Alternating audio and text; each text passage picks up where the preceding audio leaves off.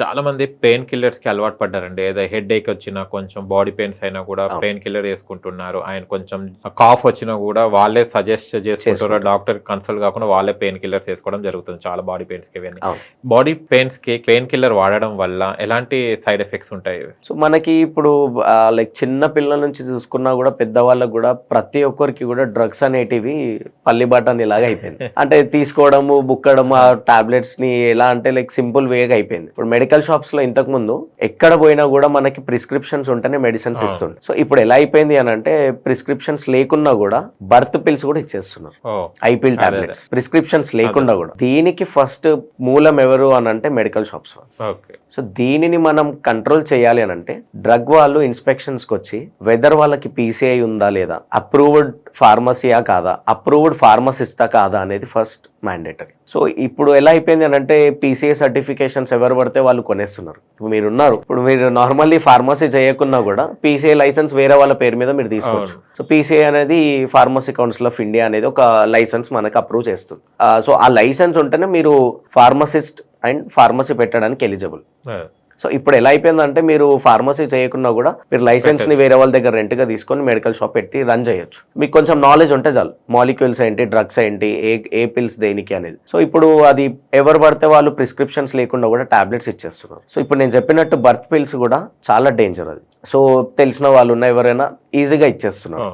So birth pills కూడా common గా తీసుకుంటున్నారు. అది కాకుండా కూడా ఇప్పుడు లైక్ ఏదైనా ఇంట్లో ఫంక్షన్ ఉంది, progesterone tablet, Sunday Monday tablet అంటారు నార్మల్లీ పబ్లిక్ తెలిసినమాట. సో వాళ్ళు ఏంటంటే ఇప్పుడు ఇంట్లో ఫంక్షన్ ఉంది, లేదా ఏదైనా అకేషన్ ఉంది, లేదా టెంపుల్కి వెళ్ళాలి. సో రేపు ఆర్ ఈ రోజు మెన్సెస్ వచ్చే ఛాన్స్ ఉంది, పీరియడ్స్ వచ్చే ఛాన్స్ ఉంది అన్నప్పుడు తెలియగానే 2 days ముందు 3 days ముందు దాన్ని స్టాప్ చేయడానికి పిల్స్ తీసుకుంటూ ఉన్నారు. సో అది ఏంటంటే చాలా డేంజర్. అది లేటెస్ట్ రీసెర్చెస్ లో ఈ పిల్స్ తీసుకోవడం వల్ల హార్ట్ స్ట్రోక్స్ వచ్చే ఛాన్స్ కూడా ఉంది. సో ఇది ప్రతి ఒక్కరు తెలుసుకోవాల్సిన విషయం. ఇది మీరు ఏం గమనించాలి అని అంటే ప్రతిదానికి కాలు నొప్పి అయ్యింది టాబ్లెట్ వేసుకోవాలి, చైన్ వచ్చింది టాబ్లెట్, తలనొప్పి టాబ్లెట్.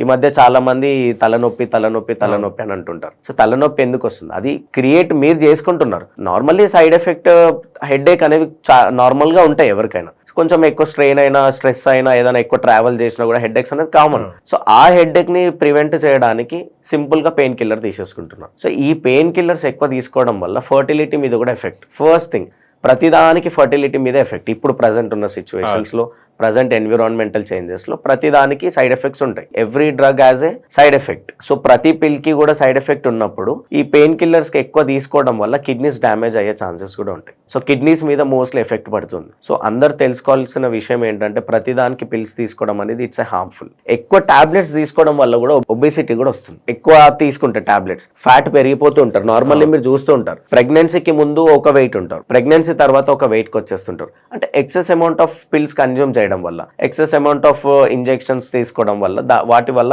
హార్మోనల్ చేంజెస్ అనేవి చేంజ్ అవుతూ ఉంటాయి. సో ఈ పిల్స్ ప్రతిదానికి తీసుకోకపోవడం నా సజెషన్. Better తీసుకోకపోవడమే better. చాలా మంది చూస్తే మనం వింటుంటే బ్యాక్ పెయిన్ ఉంది, నేను కొద్దిగా రిలాక్స్ అవుతాను, బ్యాక్ పెయిన్ వస్తుందని చెప్తుంటారు. ఈ బ్యాక్ పెయిన్ అనేది ఎందుకు వస్తుంది సార్? బ్యాక్ పెయిన్ నుంచి బయటపడాలంటే ఎట్లా? ఈ బ్యాక్ పెయిన్ అనేది ఈ మధ్య కాలంలో చూసుకుంటే కూడా మనం యాడ్స్ లో ఎక్కడ చూసినా కూడా are you facing back pain అని ఉంటుంది. డిఫరెంట్ హాస్పిటల్స్ యాడ్స్ చూస్తూ ఉంటాం. ఇప్పుడైతే మరీ ఫ్యాషనబుల్ గా అయిపోయింది. ప్రతి ఒక్కరికి కూడా బ్యాక్ పెయిన్స్ అనేది రావడం జరుగుతుంది. ఎందుకు అని అంటే ఫర్ ఎగ్జాంపుల్ ఒక వర్కర్ ని తీసుకుంటాం, సిస్టమ్ ముందు 8 to 9 hours వర్క్ చేస్తూ కూర్చుంటాడు. ఒకటే పొజిషన్ లో మనిషి కూర్చోవడం వల్ల స్పైనల్ కార్డ్ మీద ఎఫెక్ట్ పడుతుంది. సో స్పైనల్ కార్డ్ అనేది ఏమవుతుంది అని అంటే స్ట్రైట్ పొజిషన్ లో కూర్చుంటే నార్మల్. ఎంఎన్సీ వాళ్ళు ప్రతి ఒక్కరు కూడా కూర్చొని లీన్ అయిపోతూ ఉంటారు సిస్టమ్ వర్క్ చేసుకుంటూ. సో లీన్ అయిపోవడం వల్ల స్పైనల్ కార్డ్ మీద మన వెయిట్, ఎక్సెస్ అమౌంట్ వెయిట్ ఉండడం వల్ల కూడా నార్మల్ మనిషి వెయిట్ వచ్చేసి 50 kgs వరకు ఉంటే దట్స్ గుడ్. ఎవరైనా కానీ అబోవ్ 80-90 kgs వెయిట్ ఉండడం వల్ల ఎక్కువ మన మజిల్స్ అనేటివి బోన్స్ మీద పడి బోన్ పెయిన్స్ అనేవి స్టార్ట్ అవుతూ ఉంటాయి. సో మెల్లిమెల్లిగా కాల్షియం కూడా తగ్గుతూ ఉంటుంది బాడీలో.